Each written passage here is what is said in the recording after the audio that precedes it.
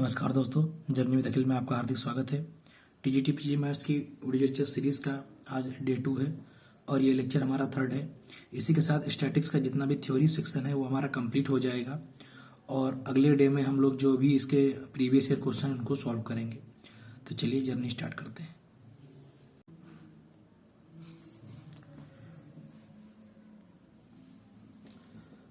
तो सबसे पहले डेफिनेशन है हमारी प्रसरण, यानी जिसको हम लोग कहते हैं वेरिएंस।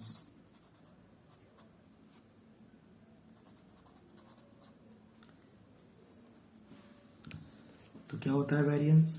जो हमारे प्रेक्षण दिए गए होते हैं,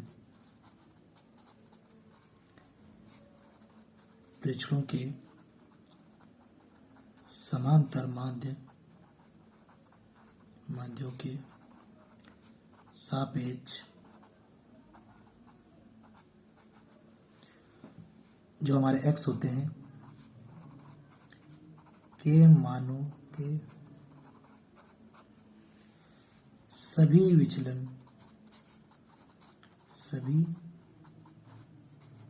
विचलनों के वर्गों का समांतर माध्य।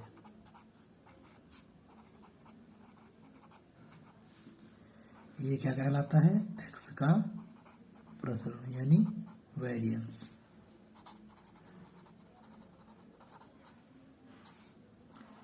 कहलाता है। तो जिसका सूत्र होता है प्रसरण का, वेरिएंस का, sigma square equal to 1/n summation i equal to 1 to n xi minus m का होल स्क्वायर। ठीक है, ये हमारा वेरिएंस का फार्मूला होता है।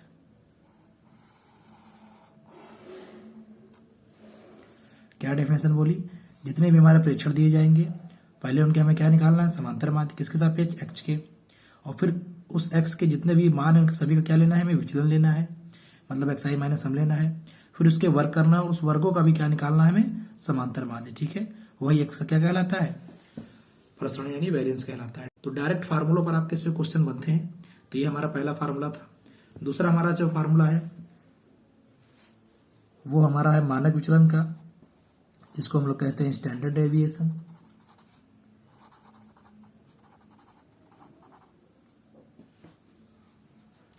क्या होता है ये? तो इसका जो सूत्र बनता है वो होता है हमारा sigma equal to √1 minus m summation i equal to 1 to n xi minus m का होल स्क्वायर। ठीक है, तो जो हमारा वेरिएंस था उसी का अगर हम स्क्वायर रूट बनाते हैं तो हमारा क्या बनता है? स्टैंडर्ड डेविएशन बनता है, यानी मानक विचलन बनता है।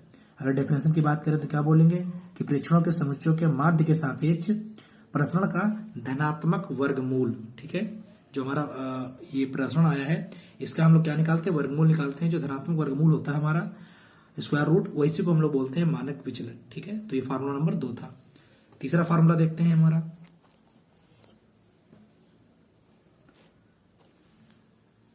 तो तीसरा सूत्र है हमारा मानक विचलन गुणांक, जिसका जो हमारा फार्मूला होता है ये होता है सिग्मा अपॉन m। और लास्ट जो है आपका है विचलन गुणांक, जो होता है सिग्मा अपॉन m इंटू 100। ठीक है, तो यहां पर आपके 4 सूत्र बनते हैं। पहला सूत्र आपका किसका बना था? जो सबसे इंपॉर्टेंट है, सबसे पहला सूत्र हमारा बना था प्रसरण का। इसी का धनात्मक वर्गमूल जो होता है वो हमारा किसका सूत्र होता है? मानक विचलन का। और सिग्मा का माध्य, जो हमारा माध्य होता है उसके साथ जो रेशियो होता है वो हमारा कहलाता है मानक विचलन गुणांक। और लास्ट की बात करें अगर आपकी विचलन गुणांक की, तो ये जो हमारा जो मानक विचलन गुणांक आया है इसी का 100 से मल्टीप्लाई करके हमारा क्या बन जाता है? विचलन गुणांक। तो ये आपके 4 फार्मूले थे। चलिए आगे देखते हैं। तो चैप्टर का 5th एंड लास्ट पॉइंट है हमारा मानक विचलन की गणना करना। ठीक है, तो क्या होता है? Calculation of standard deviation. तो ये भी वैसे ही 3 तरीकों से होगा जैसे हमने पिछले लेक्चर में किया था। तो डिस्पर्सन यानी प्रकीर्णन पढ़ते समय हम लोगों ने 4 पॉइंट पढ़े थे: परिसर, चतुर्थक विचलन, माध्य विचलन और मानक विचलन, जिसमें हमने कहा था माध्य विचलन का लास्ट लेक्चर था जिसपे भी क्वेश्चन आपके पूछे जाते हैं। और मानक विचलन हमारे आज के लेक्चर में खत्म हो जाएगा। इसी के साथ ही हमारा जो सांख्यिकी में जो प्रकरण की माप है, मतलब मेजरमेंट ऑफ डिस्पर्सन है, ये टॉपिक हमारा पूरा कंप्लीट हो जाएगा। और इसके बाद सिर्फ आपके प्रीवियस ईयर क्वेश्चंस बचेंगे जो हम आने वाले लेक्चर्स में कंप्लीट कर लेंगे। तो यहाँ पर हम बात करते हैं मानक विचलन की, जिसके आप फार्मूला पीछे पढ़ चुके हैं। अब उसको कैलकुलेट करने के हमारे 3 मेथड होते हैं। तो सबसे पहला हम तरीका जो देखते हैं वो हमारा क्या है, सामान्य वितरण, ठीक है, सिंपल डिस्ट्रीब्यूशन जो होता है, उसके लिए जो हमारा स्टैंडर्ड डेविएशन होता है, मानक विचलन होता है, उसका जो फार्मूला होता है हमारा मानक विचलन,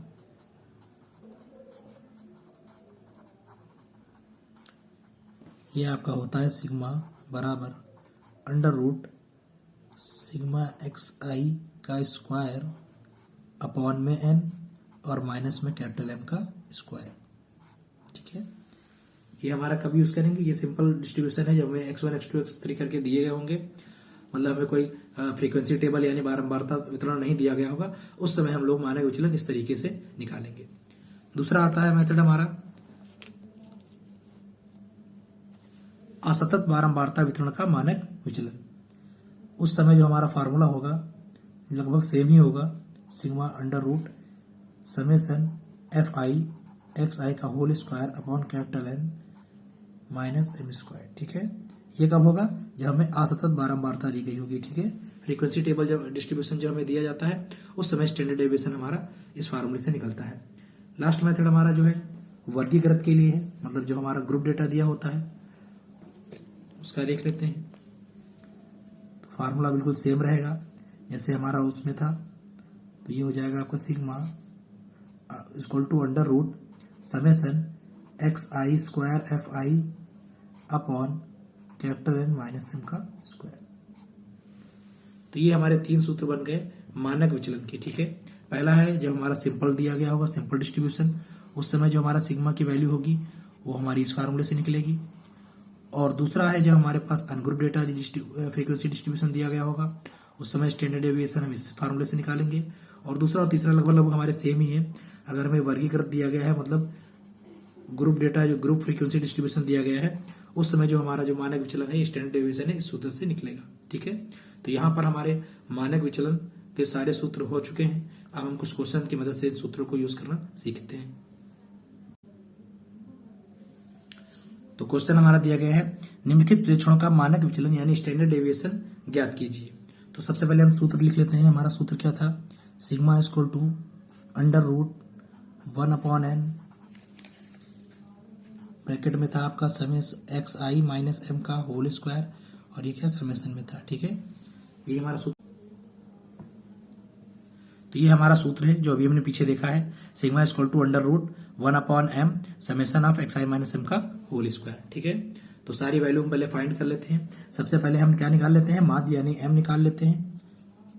तो माध्य का जो फार्मूला जो होता है एम हमारा, वो होता है पदों का योग बटे पदों की संख्या। तो जितने भी पद हैं सबका योग कर दीजिए, 3 + 4 + 9 + 11 + 13 + 6 + 8 + 10, ठीक है।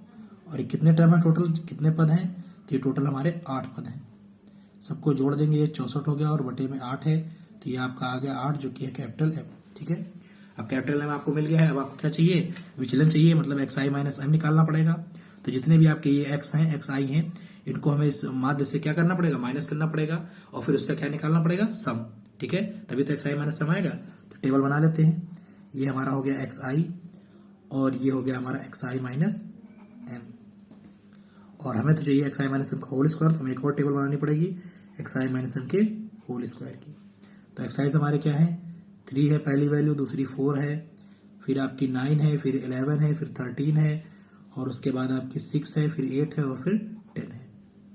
एक्स आई माइनस एम, जितने भी एक्स आई है उसमें से एम को माइनस करिए। 3 में 8 माइनस करेंगे, माइनस का 5 हो गया। 4 में माइनस करेंगे तो माइनस का 4 हो गया। 9 में माइनस करेंगे तो आपका ये माइनस का प्लस का 1 हो गया। 11 में माइनस करेंगे तो 3 हो गया।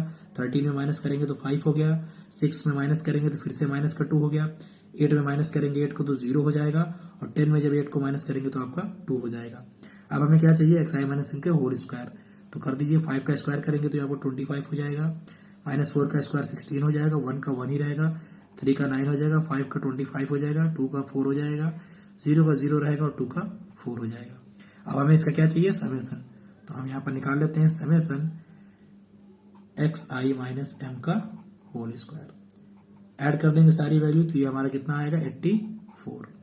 तो फार्मूले पे आते हैं। तो फार्मूले में हमारा जो मानक विचलन यानी स्टैंडर्ड डेविएशन था ये था under root 1/n summation x आई माइनस एम का होल स्क्वायर। तो आते हैं under root 1/n, n total कितने हैं तो n हमारा 1/8 हो गया नंबर ऑफ टर्म्स, और इसकी वैल्यू हमने निकाल ली कितनी आई है 84। समेसन एक्स आई माइनस एम का होल स्क्वायर जो आया है वो कितना आया है 84। तो ये आपका हो गया 10.5 जो अप्रोक्सीमेट आपका आएगा 3.24 के। तो ये आपका स्टैंडर्ड डेविएशन यानी मानक विचलन हो गया। तो बहुत आसान सा क्वेश्चन है आपका, बस आपको फार्मूला अगर याद है तो एग्जाम में आपको 10 से 15 सेकंड लगने वाले हैं क्वेश्चन को सॉल्व करने में। चलिए, तो इसी के साथ हमारे जितने भी फार्मूले और जितने भी बेसिक कॉन्सेप्ट थे स्टैटिक्स के वो कंप्लीट हो चुके हैं। अब आगे वाली क्लास में हम लोग प्रीवियस ईयर क्वेश्चंस को सॉल्व करेंगे और जितने भी हमारे कॉन्सेप्ट हो गए हैं उन पे आधारित क्वेश्चंस को तो करेंगे ही। अगर कोई नया कॉन्सेप्ट हमारा क्वेश्चन में दिखता है प्रीवियस ईयर में तो उसको भी कवर करेंगे। तो आज के लिए इतना ही, धन्यवाद।